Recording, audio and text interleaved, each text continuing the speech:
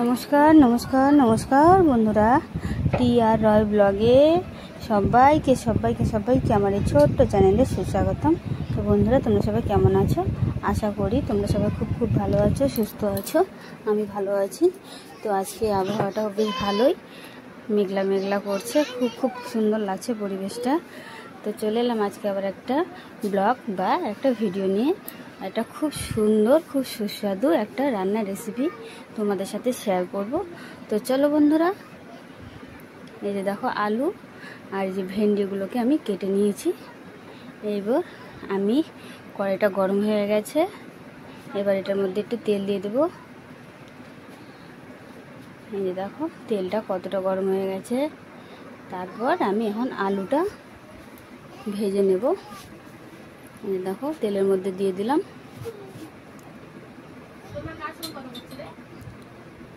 এই যখন আলুটাকে আমি ভেজে নেব, এই যে এখন হলুদ গুঁড়ো, একটু লবণ, পরিমাণ মতো লবণ দিয়ে ভালোভাবে লাল করে আমি ভেজে নেব। ভালোভাবে আমি এখন লাল করে ভেজে তুলব। তো চলো, এই যে দেখো আলুগুলোকে আমি প্রায় লাল হয়ে এসেছে। এবার আমি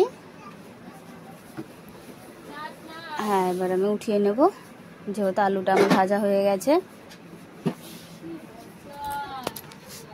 তারপরে যে দেখো ওই কড়াইতে আবার আমি ভেন্ডিগুলোকে হাইস্ট 2 মিনিট আমি ভেজে নেব। যেহেতু ভেন্ডিগুলোকে না ভাজলে ভেন্ডির ওই কাঁচা গন্ধটা থেকে যায়, সেই জন্য আমি হালকা 2 মিনিটের বেশি কিন্তু আমি ভাজবো না। এই যে দেখো ভেন্ডিটা দিয়ে দিলাম, তারপর দিয়ে দিলাম একটু হলুদ গুঁড়ো, একটু লবণ। এবার আমি এটাকে ভাজতে থাকবো। তো চলো, এই দেখো আমার ভেন্ডিটা ভাজা হয়ে গেছে। ভেন্ডিটার যে কাঁচা গন্ধ সেটাও কিন্তু নেই, চলে গেছে। এই দেখো আলু আর ভেন্ডিটা আমার ভাজা হয়ে গেছে। এবার আমি ওই কড়াইতে আবার দিয়ে দেবো তেল, দিয়ে দেবো তেজপাতা, দিয়ে দেবো সাদা এলাচ, একটু লবঙ্গ আর 3 থেকে 4টা গোলমরিচের গুঁড়ো।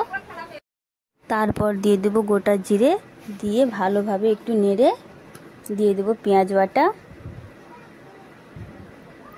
পেঁয়াজ বাটাটা দিয়ে ভালোভাবে হালকা পাতলা ভেজে নিতে হবে, যাতে পেঁয়াজের গন্ধটা বেরিয়ে যায়। পেঁয়াজের গন্ধ তারপরে দিয়ে দেবো আদা জিরে একসাথে বাটা, দিয়ে ভালোভাবে ভেজে নিতে হবে। আদা জিরে রসুন একসাথে বাটা ছিল, সেটা হালকা করে ভেজে নেওয়ার পরে দিয়ে দেবো শুকনো লঙ্কা বাটা, দিয়ে ভালোভাবে নাড়তে হবে। দিয়ে দেবো এবার হলুদ গুঁড়ো, স্বাদ অনুযায়ী দিব লবণ, স্বাদ মতো দিয়ে দেওয়ার লবণ দেওয়ার পর ভালোভাবে নাড়তে হবে মশলাটাকে। তারপরে দিয়ে দেবো একটু ঝাল মশলার যে জলটা, সেই জলটা দিয়ে ভালোভাবে আমি কষিয়ে নেব। এই যে দেখো মশলাটা আমার ভাজা হয়ে গেছে। এবার আমি ওই মশলা ধোয়া জলটা দিয়ে দিলাম। এবার দিয়ে হালকা হাতে নাড়তে হবে। আর এই যে দেখো কত সুন্দর লাগছে দেখতে। হালকা ভাবে নাড়া। এবার ভালোভাবে মশলাটাকে কষিয়ে নেওয়ার পর দিয়ে দেবো আলুগুলো দিয়ে ভালোভাবে কষিয়ে নিতে হবে। এই যে দেখো আমি খুব সুন্দরভাবে কষিয়ে নিচ্ছি। একটা কথা, যত মশলা কষাবে তত কিন্তু স্বাদ পুরো আলাদা আসে। আর এই যে দেখো আমার আলুটা আর মশলাটা একসাথে আমার ভালোভাবে কষা হয়ে গেছে। এবার মাপ মতো দিয়ে দেবো জল, যেহেতু আলুটা সেদ্ধ হয়নি সেই জন্য আমি জলটা দিয়ে দেব। দিয়ে ভালোভাবে নেড়ে চেড়ে আমি ঢাকা দিয়ে দেব, ঢাকনা দিয়ে ঢেকে দেব। আর এই যে দেখো ঢাকনাটা সরিয়ে তোমাদের একটু দেখিয়ে দেই। এই যে দেখো ঝোলটা কেমন টকবক করে। এই যে দেখো তারপরে ঝোলটা পুরো টেনে গেছে। এবার আমি কষাবো। আর এবার যে ভেজে রাখা ভেন্ডিগুলো রেখেছিলাম সেগুলো দিয়ে ভালোভাবে এখন আমি কষিয়ে নেব তরকারিটাকে। সত্যি বলছি, এই তরকারিটা দিয়ে তুমি ভাত বলো রুটি বলো খুব সুন্দর লাগে খেতে। বন্ধুরা অন্তত একবার হলো ট্রাই করে দেখতে পারো। এই যে দেখো ভালোভাবে আমি কষিয়ে নিয়েছি, আর তরকারির কালারটা দেখো পুরোটা চেঞ্জ হয়ে গেছে। তো বন্ধুরা যদি ভিডিওটা ভালো লাগে অবশ্যই লাইক করবে, কমেন্ট করবে, শেয়ার করবে অ্যান্ড চ্যানেলটাকে সাবস্ক্রাইব করে আমার পাশে থাকবে।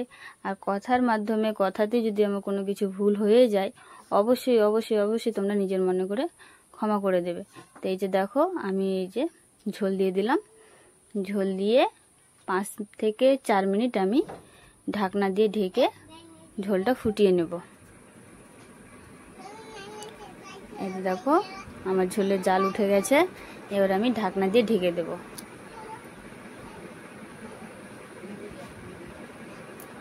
এই যে আমি ঢেকে দিলাম। এই যে তারপর তোমাদেরকে দেখাচ্ছি, দেখো কতটা ঝোল টেনে গেছে। আর একদম তরকারিটাকে কিন্তু মাখা মাখা করে রান্না করতে হবে, খেতে কিন্তু অপূর্ব স্বাদ, দারুণ দারুণ দারুণ, একদম দারুণ। অন্তত একবার হলেও এইভাবে একটু রান্না করে দেখো বন্ধুরা, সত্যি বলছি তোমাদের খুব খুব খুব ভালো লাগবে। এই যে দেখো আমার তরকারিটা কিন্তু হয়ে গেছে, দেখো তরকারিটা পুরো মাখা মাখা হয়ে গেছে। আর এই যে তোমাদের আমি রংটা দেখিয়ে দিই, কতটা সুন্দর লাগছে দেখতে, যেরকম দেখতে হয়েছে সেরকম কিন্তু খেতেও কিন্তু অপূর্ব স্বাদ। একদম মাখা মাখা করে আমি নামিয়ে নেব।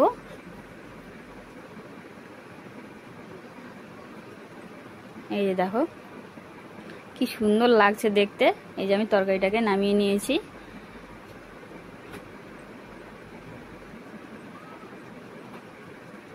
বন্ধুরা একবার হলেও কিন্তু ট্রাই করে দেখো, সত্যি বলছি খুব খুব ভালো লাগবে। আর এই যে দেখো তরকারির কালারটা দেখো কত সুন্দর এসেছে, দারুণ লাগছে। তো বন্ধুরা আজকে এই অবধি, দেখা হবে পরের ভিডিওতে। ততক্ষণে আমার সকল বন্ধুরা সুস্থ থেকো, ভালো থেকো। আর একটা কথা কি বন্ধুরা, কথার মাধ্যমে যদি আমার কোনো শব্দ বা বাক্য ভুল হয়ে যায় অবশ্যই অবশ্যই তোমরা নিজের মনে করে ক্ষমা করে দেবে। তো টাটা বন্ধুরা।